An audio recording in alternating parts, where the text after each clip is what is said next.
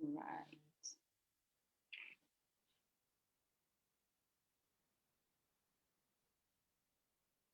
We are live. We are there. Yes. Oh, yes. Hey. Morutuaka. Muruti Dr. Rammile. How are you tonight? I am feeling so blessed. I am highly favored. I am so excited to be talking to you and our audience tonight. How are Yeah. you? Oh, well, I'm good. I'm good. I'm just thrilled. I'm excited and really, really looking forward to what we are going to be sharing, Yeah. especially the theme that we have. I think, especially in our day and time where we are still going through the pandemic and there are so many frustrations and so much pain that we are currently experiencing. But then, before we even go into the theme and before we even talk about your book, can you just tell us about yourself, who you are, what is it that you do? All right. I'm going to do that. Linda, I'm going to throw a before we at you. So before I introduce myself, I just want to thank you for responding to the call. And I'm not just talking about being a pastor. I'm talking about you responding to the call of helping people to build their personal brands and to raise authors.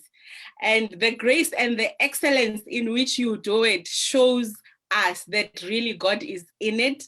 Your passion is contagious, and you are one of the reasons South Africa is amazing. So keep up the good work. Now I'm going to tell everybody about myself. Geleto Sister K Yende. In short, I'm a mentor, I'm a speaker, I'm an author by the grace of God, and I'm also a pastor. I'm really about helping people to discover their true identity and their purpose in order to live a victorious life. Maybe a little bit about my background.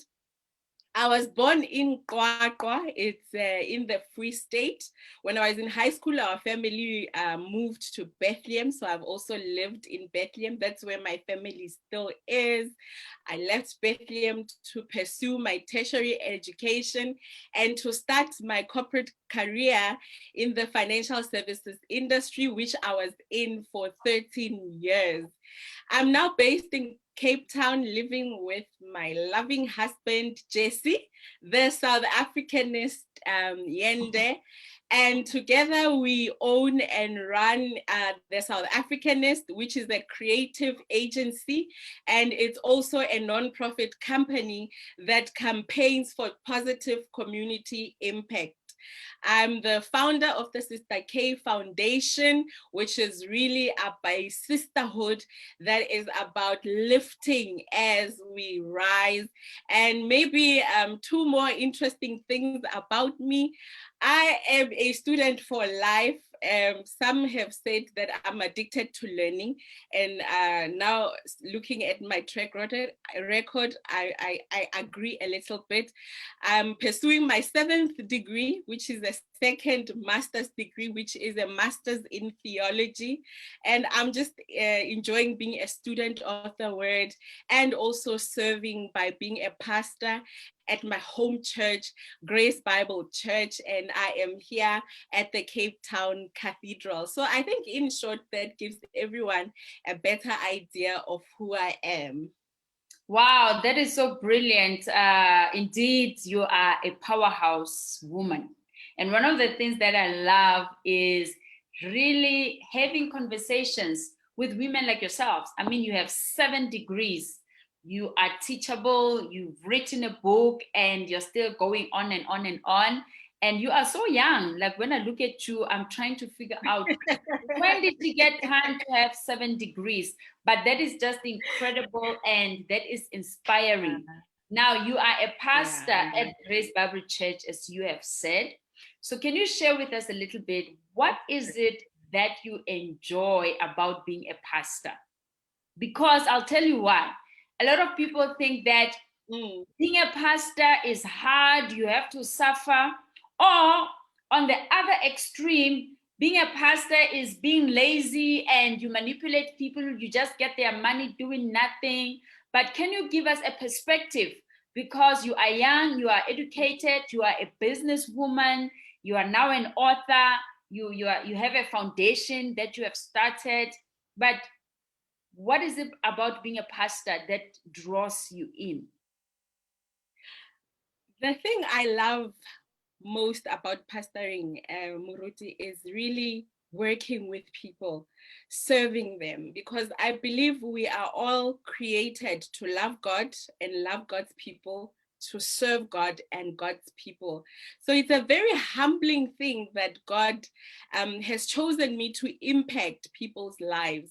So when I meet a person who has problems, who is frustrated, who really does not know who they are, and I journey with them through teaching them the word of God, through mentoring them, through praying with them, and they come to that point in their lives where they really get awakened up to who they are and what their purpose is, and they start becoming the best versions of themselves. For me, that's the highlight of pastoring. Yes, I love that people get saved and they will go to heaven, but I also love seeing people living a victorious life to show that Christianity is relevant. It's not only for the afterlife, but even in this life, we need to make an impact. So I love seeing people becoming the best versions of themselves. That's what I love about pastoring. Amazing. Loving to see people become the best version of themselves. And that takes a lot of work. It's a process. It's not a once-off thing. It's not just preaching to them for 45 minutes once a week on Sunday, but it takes a lot of commitment, a lot of dedication. So I really appreciate that about you. And I'm so happy that a young woman like yourself finds ministry exciting, finds ministry energizing. And I totally love your commitment to ministry. Now let's get to the book, because this book is informing our theme for tonight. You've written a book. Can you tell us the title of the book and what really inspired you to write that book? Because I was so moved, and I'm still so moved by your story. I miss our sessions, by the way. I was used to conversing with you on a weekly basis. Now I feel like I'm missing somebody in my life. But yeah, Muruti, the title of my book is I Never Saw Her Eyes, Gaining from the Pain of Loss. And I really had more reasons to write the book than not. So I'm just going to highlight 4 things that were really an inspiration behind me writing the book. First and foremost, I wanted to honor the memory of my late daughter, Nombuso Bokang. We called her Bubu. That was my first thing. And the second thing is, through sharing my story, I wanted to inspire hope in people and remind them that God is still Jehovah Rapha, the God who heals. You spoke about the time we are in where people are experiencing loss and devastation. And I just found that it would be a good thing to empower people, to help them to deal with loss and grief and losing loved ones, which is a season that now is what is happening in people's lives. And the last inspiration for me for writing my book is that I wanted to normalize talking about fertility challenges, especially amongst the Christian community, because I just found it to be something that we rarely ever speak about. And I thought, let me bring this topic to light so that we can normalize and start having conversations about it, because it affects a lot of people. So in short, I'd say that's what inspired me to really write this book. And thank you so much, Muruti, because this topic that you are raising is not an easy one. because there is a lot of stigma associated with this topic, a lot of shame, and I really thank God that you decided to stand and be bold and Yes. just start talking about it, because it is real. And we all know somebody, if it's not ourselves, we all know somebody who is in the situation. And I love that you are bringing it to the open, because one of the reasons why as people we don't want to talk about it is because we are not empowered. We don't Correct. know what to say. So we see the people we love suffering and we feel so powerless. So that's what I love about this book. And you Yes, talk yes. in I, such a real way about your pain of loss. Can you share with mm, us your actual experience as you were going through this process? How was yeah. the experience like? Because you articulate it so well in the book. Well, yes, Muruti, the pain of loss that I refer to in my book, without going into too many details, really refers to what we were just talking about, which is the loss of multiple pregnancies. But the loss which I go into detail about is the loss of my daughter, Bubu, who was still born at 39 weeks. And it was such a shock because I had what people would refer to as a normal pregnancy. And Mm, even on that fateful Sunday, when we discovered that she was no more, it was a normal Sunday, and I went about going to church.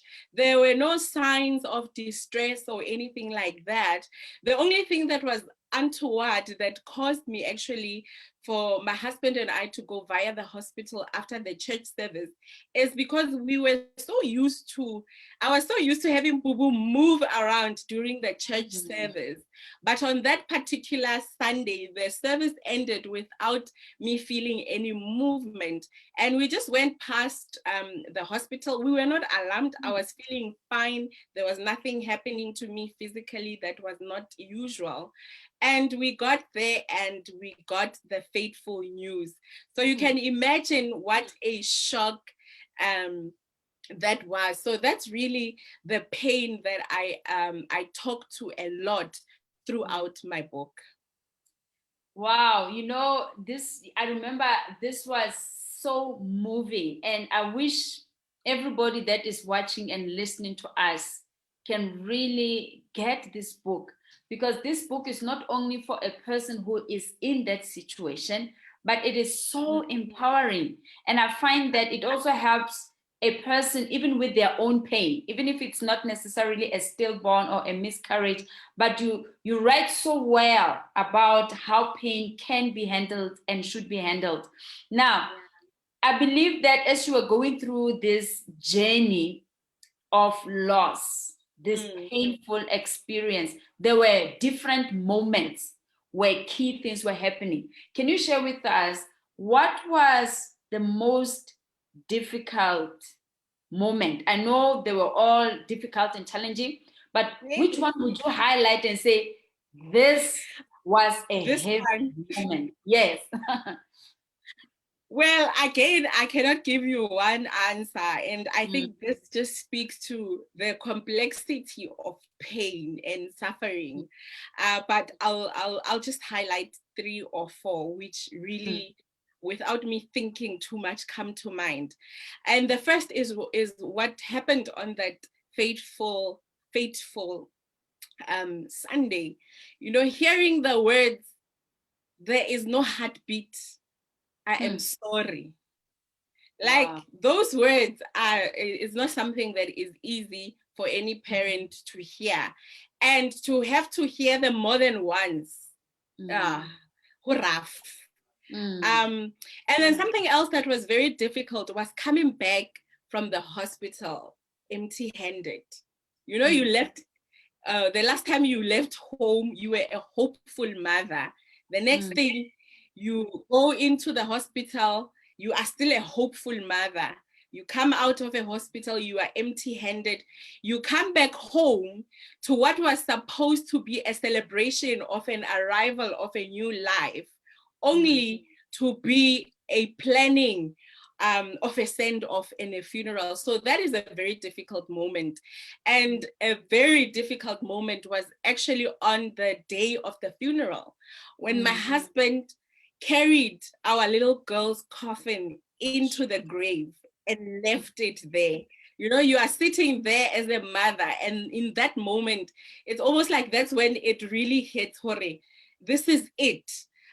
We are leaving her here, and all of our dreams and our expectations, we are burying them here. And even throughout the journey of grieving, you know, the reality of a quiet house when there was supposed to be a cry, the reality of an empty belly and a wound that you need to take care of in order to heal. Those are really some of the most difficult moments in the journey that I can just highlight for now.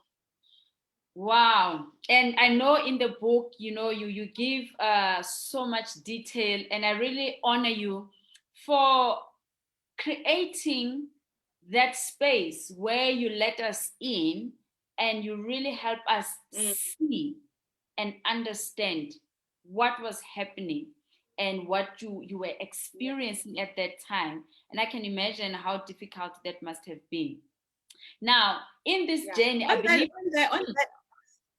Yes. Oh, sorry, Murut. On that one, you know, I really thought it was important for me to bring people into my journey and into the testimony, if I can call it, the testimony of healing. And I thought it was critical for me not to wait until God has restored and I have children, because I find that a lot of people only get the boldness to speak out when they say, hey, it was rough and God has come through. But for me, I believe that I needed to reach out to people who are still even in that journey, who are still believing, to give them hope, to say, even if you have not yet received your child of promise, there is still hope for you and we can believe together. So that's why I thought now was actually the critical time, instead of waiting to come back, because then otherwise some people will not relate to the story, because, or you are saying this because you've got your answer, but we are in this together. So whatever I say when I encourage you, I relate to how you are feeling at that moment. Yeah, and you know, it is so relatable. It's amazing how when you share your unique type of pain, that your writing somehow helps people to also relate with their pain and face it. Now, when it comes to your journey, I believe that you came to a place where you had to accept that what happened actually happened. Can you share with us a little bit, how did you come to that place where you actually ended up accepting, and what was so difficult about accepting what happened? Because, you know, we are people of faith. We speak those things that it's not as though they were. We have all these amazing promises. So at what point did you come and accept game? I know there are these promises, but here, this is where I accept what happened. Yeah. I think because I had prior knowledge of grief as a student of theology, I was actually laughing, oh God, you have such a sense of humor, that in the previous semester I was doing pastoral care and I was reading up about grief counseling, and I thought, I know I've got this in the bag, but now you are giving me a practical. So I think that prior knowledge allowed me to give myself that space to grieve and to go through a process of mourning. You know, writers write that mourning has a purpose, and it's very critical to go through the motions, to go through the process in order for you to get to the process of accepting what had happened. So I think that is one of the major things. And in terms of what was challenging to accept is the reality that even to date, there is no scientist or doctor that is able to tell me what is the problem. That makes it very complex. And in addition to that, even God himself, you know, when tragedy strikes, one of the questions we ask ourselves is, God, why me? You know? And if you ask, and even God is not answering you, it forced me to come to a state to say, Mara, why me is not working, because I'm not getting an answer. And as a matter of fact, I keep saying, why me? But actually, why not me? I just got to the state of realizing that actually why me is a prideful question, because what are you implying? Are you saying somebody else should go through what you are going through and not you? So I changed my question. I changed the question from why me, and I changed it to what in me and what through me. What in me needs to change through this experience, and what through me needs to happen through this experience. So I accepted, and then I determined to say, something like this cannot be in vain. You know, I might not have an answer to why, but there is definitely a purpose. And that is what helped me to come to that place of acceptance. And also remembering the word, you know, Proverbs 3:5. We quote these scriptures when all is well. You know, lean not on your own understanding, trust in God. But the question was, do you trust him even when you do not understand what is going on? And I got to a state of saying, you know what, I do not know why, but God, you know, and I trust that whatever happens, you make it work together for my good. And that is why I came to that stage of saying, it has happened, now what? Oh, that is amazing. That is incredible. And I believe that is something that will give so much hope. I love it when you say you change the question from why me to what in me and what through me. That already changes your perspective. Now, in this book, there's a chapter that is very, very unique. I found it unique. I found it interesting and actually very helpful. There's a chapter that you wrote from the perspective of your husband. Now, you are writing this book as a mother who lost her daughter. But then in this chapter, you're writing from the perspective of the husband. Why was it important that you write this kind of a chapter in your book? You know, it's also some of the things that I thought, you know, some things bother you and then you go about life, but then there'll be situations that happen that will force you to do something about those things that bother you. And the thing is, when we talk about child loss and issues of fertility, we tend to talk about them as women issues. And my thing is, my child is as much my child as my husband. If it were not for my husband, there wouldn't be a child to talk of. So as much as I lost my child, my husband also lost a child. So my writing there, through my husband's perspective, through interviewing him and also reflecting on what I observed throughout his healing journey, I was saying, guys, when things like this happen, let's pause and also consider that the men are also affected. So through this chapter, I am hoping to give men a voice and also to give them a message of hope, to say you are allowed to grieve, it's your child. You are allowed to mourn, it was your baby. You are allowed to cry, you are allowed to hurt.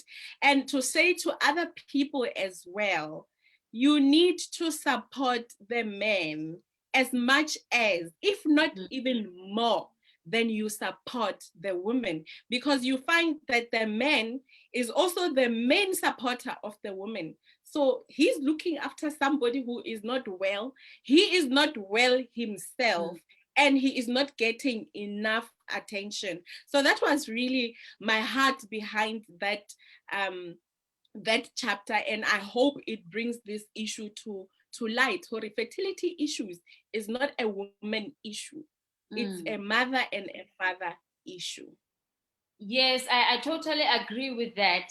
And just reading this book and just hearing your experience, I find that yes, it is painful, but the impact, it lands differently on both of you. It lands differently on you as a wife. It lands differently on him as a husband. So it's different experiences, but they have a common denominator in a sense that both of you have lost what is precious to you.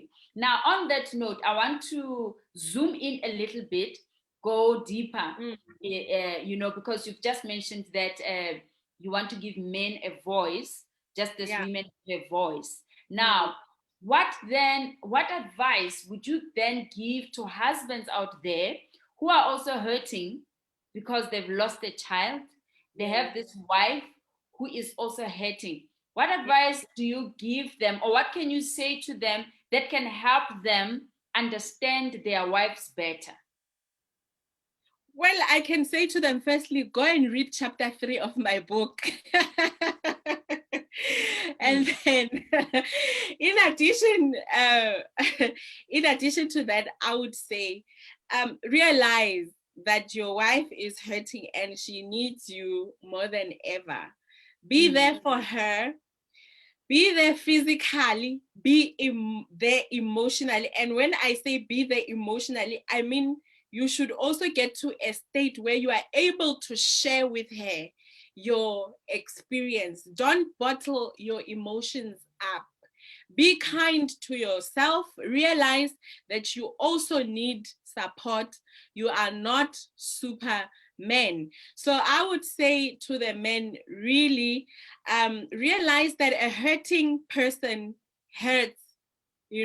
So sometimes your wife will not be kind to you, unfortunately. It's not her, it's the pain. Sometimes you will say or do hurtful things. Just try in that time not to take things personally, because you cannot afford to lose each other at that time. If there's ever a time where you need to nurture your relationship, it's when you are going through suffering due to the pain of loss. Okay, and then the same question now the other way around. To the wives that are hurting, who have lost, I mean, I just love that you've highlighted what this hurts the men just as much as it hurts the women. So you said the man needs to be there physically and emotionally, but sometimes because of his pain as well, he might not be able to meet that expectation that a woman maybe has of him. So what can you say to the wives that are in this situation where they've lost the baby, but then here is the husband? What can you say to them to help them cope in their relationship through this process? Yeah. So the first thing that I'm gonna mention is to come through from what you just mentioned in terms of he's also hurting, so he's not meeting your expectation. I think that's the first thing. Don't have expectations. I think as wives, we tend to have too much expectations of our husbands in those times. We need, as wives, to realize, you know what, like I said, I might have been the one that carried the child, but my husband was there with me through the whole process. So he is hurting and I am also hurting, because we tend to focus on our own pain and think that we are the only ones that are hurting. So as difficult as it is, and I'm not talking about something that I didn't have to go through, you need to be there for him as well. He needs you. And I'm saying this especially at the backdrop of what I just said in terms of how society generally support men, which is a little bit lacking. So at that time, unfortunately, you are also his best supporter. So you need to take breaks or time out of your grief sometime just to consider him. Have that conversation with him. How are you feeling? How is this affecting you? And one of the greatest things that I can also say to wives who are going through this situation, Moruti, is don't believe the lie that you are less of a woman because you have fertility issues. This was one of the greatest challenges that I had to deal with. My self-worth was challenged to say, you seem to be failing at what should come. relatively easy or naturally to most women. Are you still a full woman? Are you still worthy? And they need to realize there is more to you than bearing children. And you do not derive your worth from your accomplishments. Equally, you do not derive your worth from your failures. You derive your worth from your identity in Christ and the purpose which He had created you to. So I knew who I was in Christ before I even knew I had challenges with fertility. Even during or after, I am still a child of God. I am still valuable. So do not believe that lie that you are less of a woman because of fertility challenges. That is so amazing. And in how you are saying it once more, it just spreads across. You know, for example, someone else might feel I'm not woman enough because I'm too short or because of my body size, too fat, too thin, you know, or because I've not accomplished this and this, or because of what I'm not driving. And I love how you use your story to also send that strong message to say our identity should be found in Christ, and the things around us should not tamper with that identity. I love that. It is so inspiring. Now, and especially Muruti, even in this time that we are in now, where people's businesses are shutting down, where people are losing their jobs, it's so easy for men and women alike. You know, we talk about men being a provider, which we still need to revisit and talk about more in terms of what we mean. But in any case, you might find that a man during this time, they feel like, because I don't have a job, I don't have an income, am I still a man? A wife can feel the same way for other reasons as well. So really the message to everyone is, you are not your assets, you are not your qualifications, you are not your success, you are not your bank balance. Your worth is not determined from any of those things. And I really, one of my most favorite chapters in the book is where I reflect on the journey that I had to go through of rediscovering myself. Rediscovering my purpose that brought me to that conclusion. Or you know what? It doesn't matter what your challenge is. It doesn't matter what your situation is. You are still as valuable as the one whose mark you bear. So if you are created in the image of God, you are valuable, full stop, before we even talk about anything else.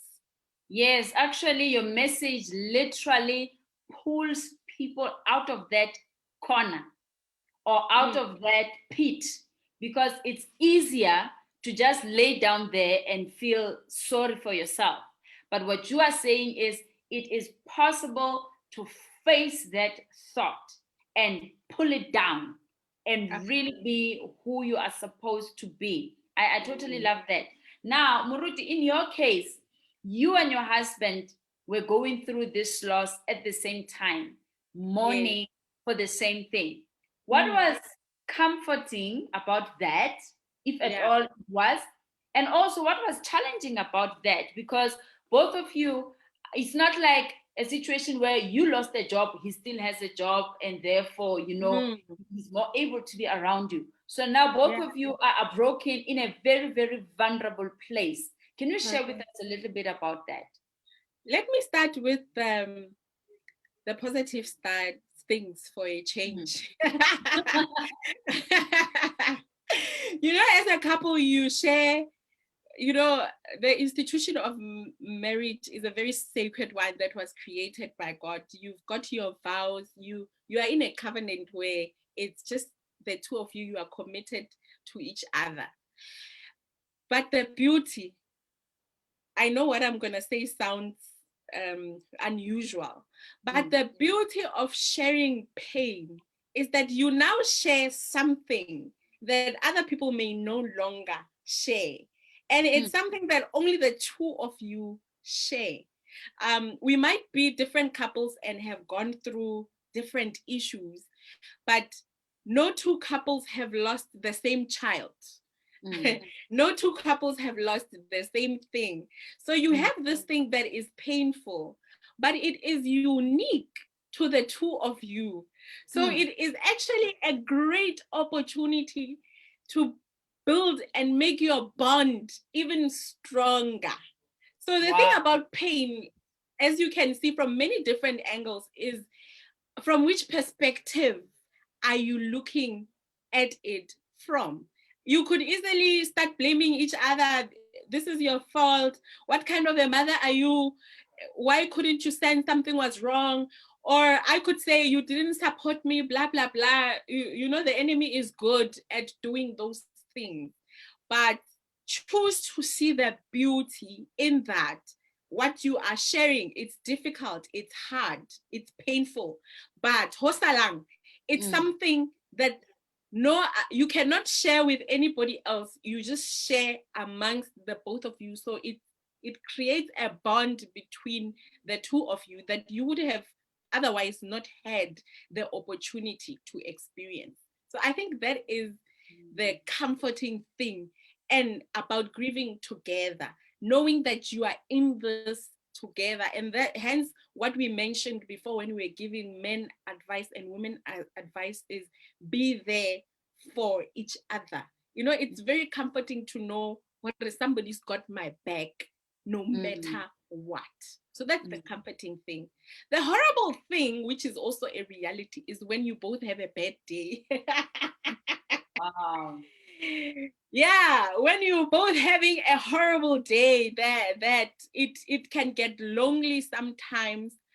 But if you are committed to sticking it out together, if you are committed to being present and being there for each other, those moments will be far in between, but it will not be the constant moment. But it's really a challenge, because I'm hurting, you are hurting, I'm wounded, you are wounded. Expectations. And that is why I was cautioning against expectations. We're both wounded soldiers. So sometimes you need to carry me. And when I'm a little bit stronger, I also need to carry you also on those bad days. Wow, that is so amazing. And again, it is such an eye-opening share of the story where you say, actually, this pain can strengthen the bond. And I think it gives so much hope to people who feel that if I've lost this baby, it means I've lost the relationship. But I think what you're saying is a revelation to say when you are in Christ, actually the pain that is meant to be destructive can actually be constructive and just strengthen that marriage bond. That is amazing. Now, Muruti, I just want to throw in another question. You said you had multiple miscarriages, and then you had the stillborn. Yeah. What would you say is the difference between the two? Because you've gone through both. Usually people have gone through one of them. It's very few cases where a person has gone through. And some people might think, at least if it's 3 months, it's better. Is it really better? You know, because I think that can be quite cruel. People can be, they can try to anticipate, but that can be a very, very hurtful thing to say. Is there a difference between these losses? Like with the stillborn, a lot of people saw the bump, you even had a baby shower already. But then with the miscarriages, maybe people didn't know, you weren't showing, you haven't spent a lot. But would you say that is really the difference? Like this is better than the other? Can you just talk to us about these two experiences? Well, Murutu, I think it's a big misconception for people to think there's a better or a worse kind of loss. For me, loss of a life is loss of a life, whether it was a 5 weeks pregnancy, a 6 month pregnancy, or a 9 month pregnancy that one lost.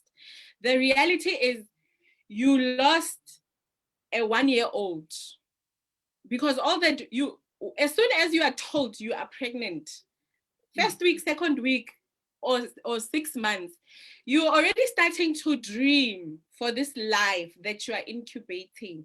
So you've lost the first birthday, you've lost the 18th birthday, you've lost their first day at school. As a father, you have lost walking them down the aisle when they get married. So it's the loss of a life, it's the loss of a dream, and it doesn't matter when that death of a dream came to an end. So there isn't really a change, a difference. And I would caution people against thinking that way. So, like you mentioned, the only difference is that with a stillborn, you have that opportunity of public mourning, if I can call it that. Whereas with an earlier pregnancy loss, for me, it's even worse because you do not have that opportunity of mourning, of seeing the child buried. You do not have that opportunity of knowing whether they were male or whether they are female. And as a parent, those are things that you wonder about. So in a way, the earlier you lost the pregnancy, the more you lost out on. Because when we mourn what we lost, isn't it so? Yes. So if I lost my baby at 2 months, it means I must also mourn the fact that I never got to experience how it felt when they were kicking in my belly. Sure. Wow. So there really isn't a difference. A loss is a loss. It's a loss. It's a loss. There's no comparison. There's no at least. And can we saying at least does not give comfort.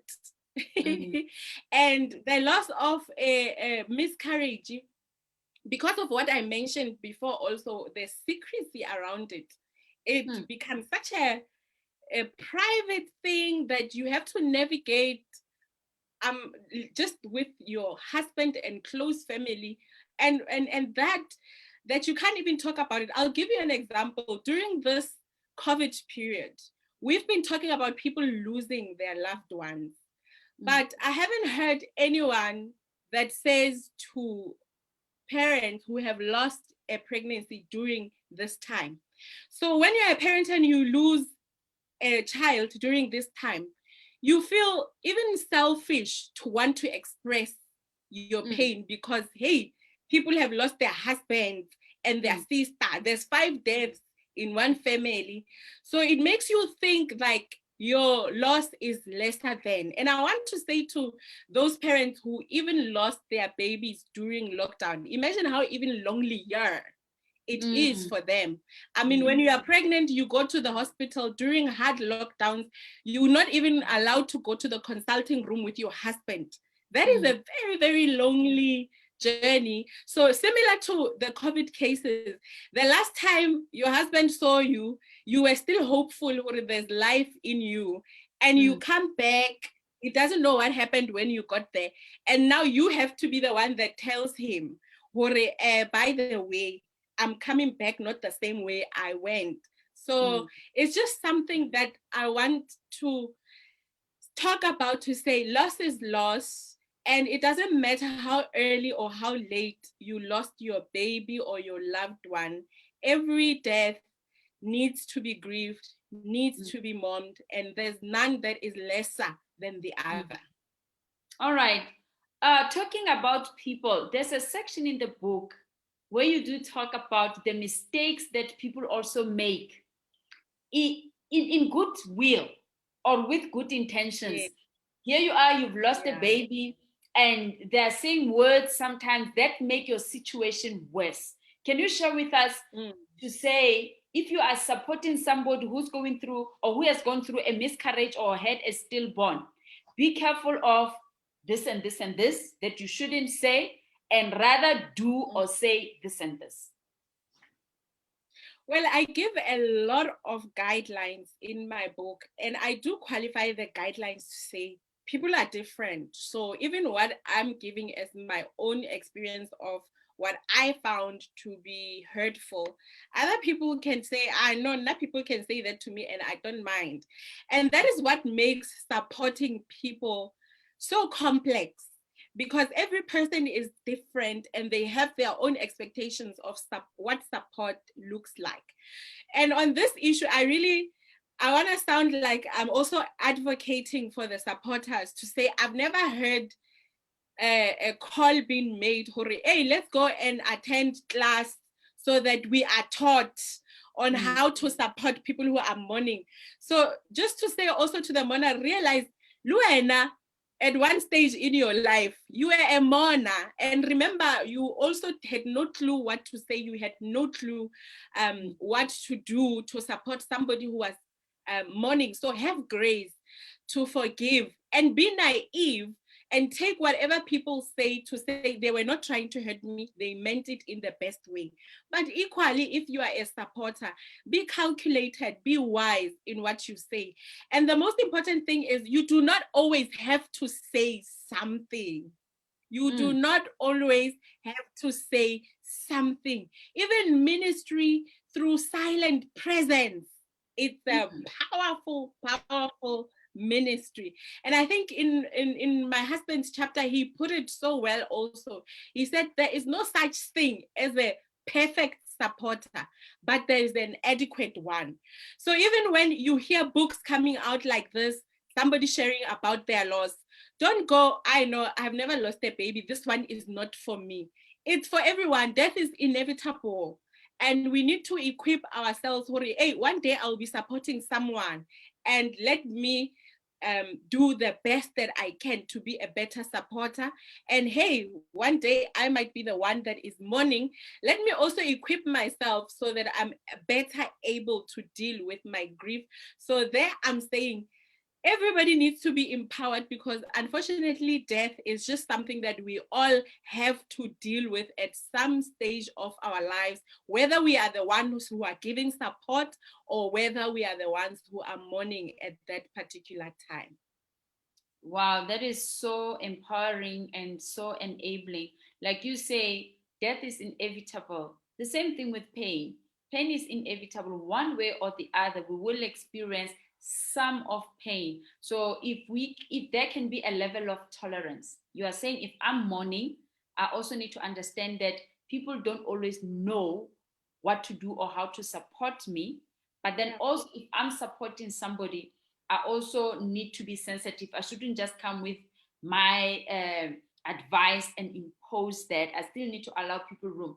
And what you are saying, the silence presence is a ministry by itself. Sometimes being there, you don't have to feel pressure to say anything, but being there ministers to the person who is hurting. And I get that. Now, the subtitle of your book is called Gaining from the Pain of Loss. Now, it is unusual to see loss as a gain. I want you to tell us, what do you mean by this, and what do you really gain from this pain? Because even the theme on the flyer, to everybody that's listening, we're talking about repurposing pain, because once pain hits you, it's there.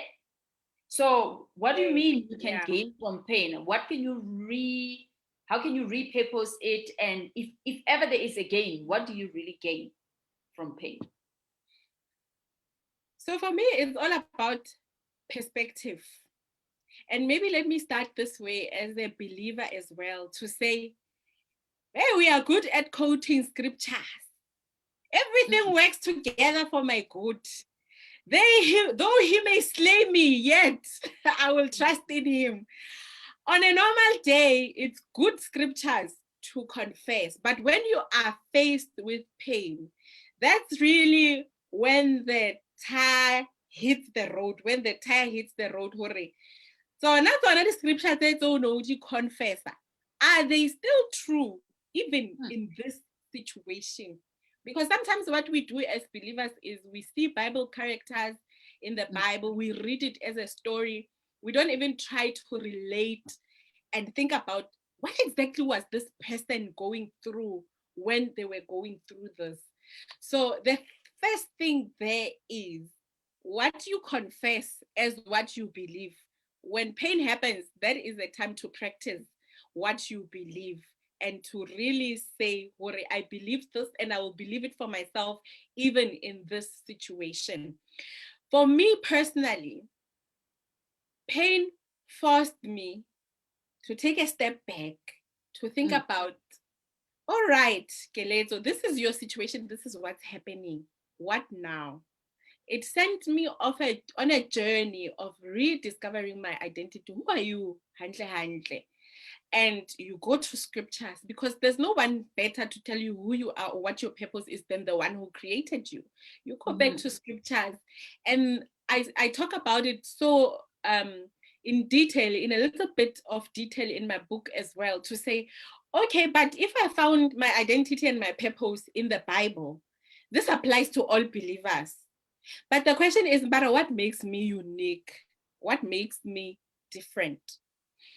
If it wasn't for pain, I wouldn't probably have gone through that extensive process of wanting to find out for myself, to be able to confidently answer for myself, who are you and what is your purpose? So what I gained is a renewed sense of pursuing purpose.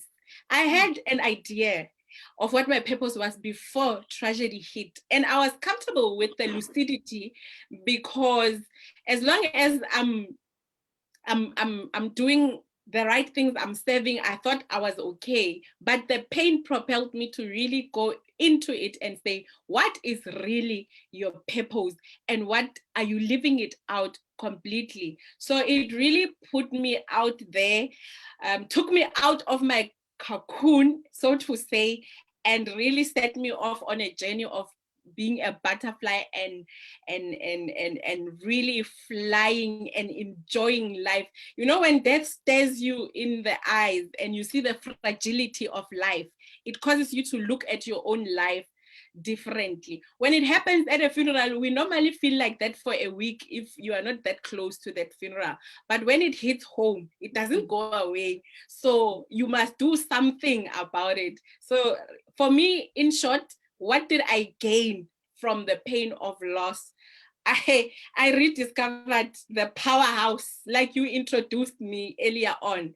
I really saw her, I didn't know I was this resilient. Hey, I didn't know I was this strong.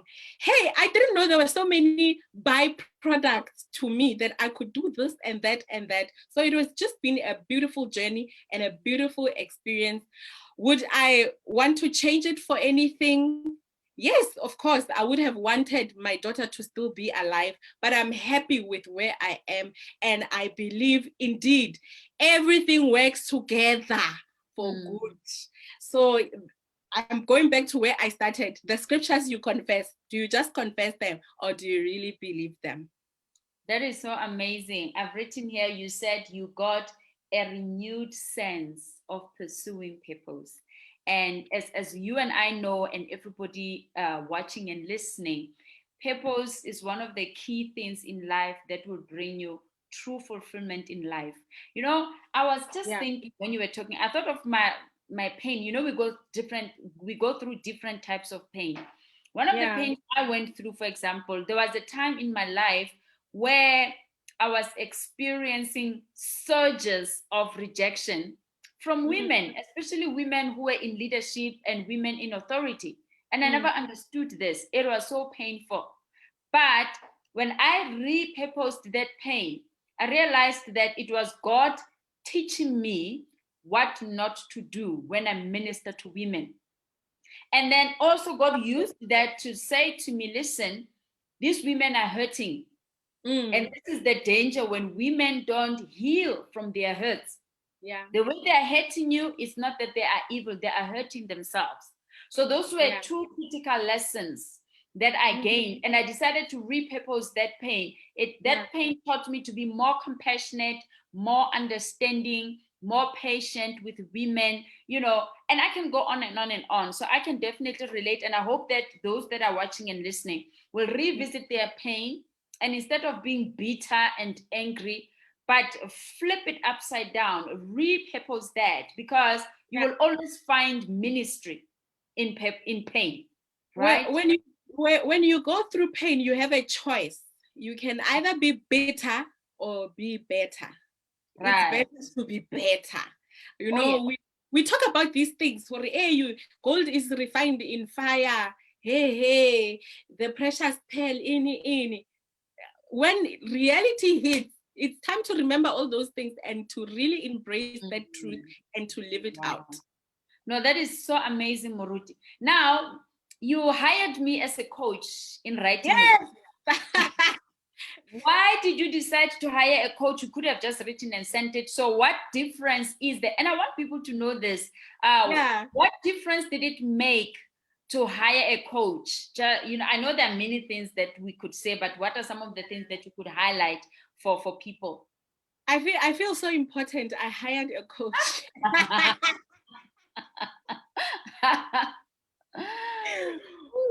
Well, Muruti, it was a good experience. And the unique thing about my journey with you was that when I came to you, I was actually done with my book. So it's amazing that I was finished and I thought, oh, it's ready to go to editing. But once I came to you and I told you what the book was about, and you looked at my initial chapter, you added so much value. So you need a coach, no matter which stage of the game, if I can put it that way, you are in. I thought I was done, but after having chatted to you, I redid the whole book because you added so much value. You know, when you write, you are writing from the heart, passionate, and what you are writing makes sense to you. But to have that person that looks at it critically and says, but this does not make sense to the reader. What did you mean here? What did you mean there? And the thing that I enjoyed most about the process, Muruti, is that with the coaching, it's not the same as editing. With editing, you get the red highlights with the mistakes and the corrections. But the way you did the coaching was so empowering, where I'd have a session with you and say, right, today we are talking about chapter 2, and I would present to you what I want to say or what I had written about chapter 2 and what my thinking was. And then you would give me such valuable impact, and I would rethink some of the things, or okay, maybe I shouldn't position this, or this doesn't make sense. So it was a really, really good experience, not just only for this book, but you have empowered me as a better writer overall. So next time, even when I start a book, I will know exactly where to start, what to do. And you've given me a perspective of also looking at it, not only from my perspective as the author, but looking at it from the perspective of the reader. And can I just say one last thing? Because of the coaching, my editor and my proofreader were very happy. They were like, yo, receiving such a stress-free book. So it really added value, so that by the time the book went into editing, it was already a good quality product. Wow, that is incredible. And I was really honored that a woman of your caliber, a woman with your experience and just natural intelligence, would choose to work with me. And it was also a joy.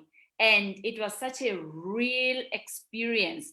I didn't even feel like I was working, it was empowering, it was enabling, and your level of openness, being so real with your story, it was indeed incredible.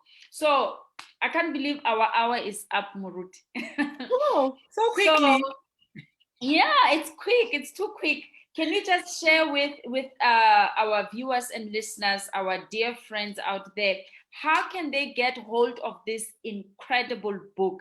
And also, if you're listening, Muruti is going to write her details and everything in this conversation on this live page. She's going to write it and give you all that information. But can you say it to us now, Muruti? How can we get hold of the book?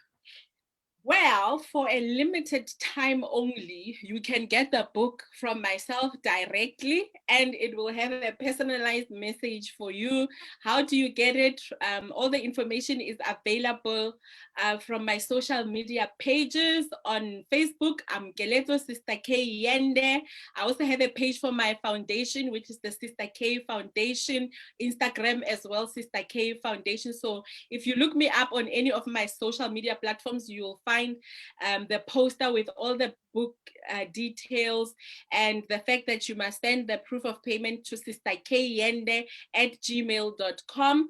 Later on, after the launch, which I am planning for late May, it's going to be an actual event in Cape Town. I am so excited.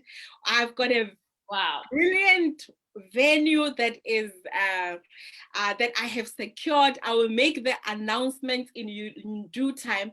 But after that, you might get the book from me or you might not, but it will be on Amazon and on Take a Lot as well. So that's how you can get the book. But I'd encourage you, pre-order now while I still have capacity to sign, because yay, after the launch, who knows what God will do. Yeah, no, that is just wonderful. And really, I pray and I hope that this message really gets out there. And again, what I want to emphasize that Muruti said, this book is not only for women who have miscarried or have had stillborns, it is for all of us. I might not have gone through that similar experience, but I can tell you now, just working with Muruti and hearing her lessons that she learned from life, from the Word of God, it is so empowering. It actually helped my own life. I went in there thinking I'm going to coach, but in the process, I was like, wow, is this woman teaching me or am I teaching her? You know, but that was just the beauty of the whole experience. So please do get hold of that book and get it for your friends as well. Get it for your family members. I'm definitely going to recommend it to the people that I know. So Murutuaka, thank you so much. I honor you. I love you. I can't wait until we meet in person. And give me the dates and let us know. You know, those of us who can't join, we should be able to join on Zoom or something. I look forward to that. And well done. And congratulations on entering this new season of your life as a woman of God, as a woman, you know, as an individual, as a wife, in all these hats that you are wearing. I truly, truly believe you have birthed something that is going to empower women across this nation, even in other countries. It's incredible. Amen, amen, amen. Thank you so much for that, Muruti Nthabi, my doctor, my coach. It's been amazing working the journey with you, and I just absolutely enjoyed our conversation tonight. And I just want to share thank everyone that tuned in, that's on the live feed. Thank you so much, and I look forward to engaging with you more on other platforms as well, relating to the book and all things empowerment. Wonderful. Thank you so much, everybody, for joining us. I hope and believe that you have gained a lot tonight. I look forward to seeing you again next week, same place, same time.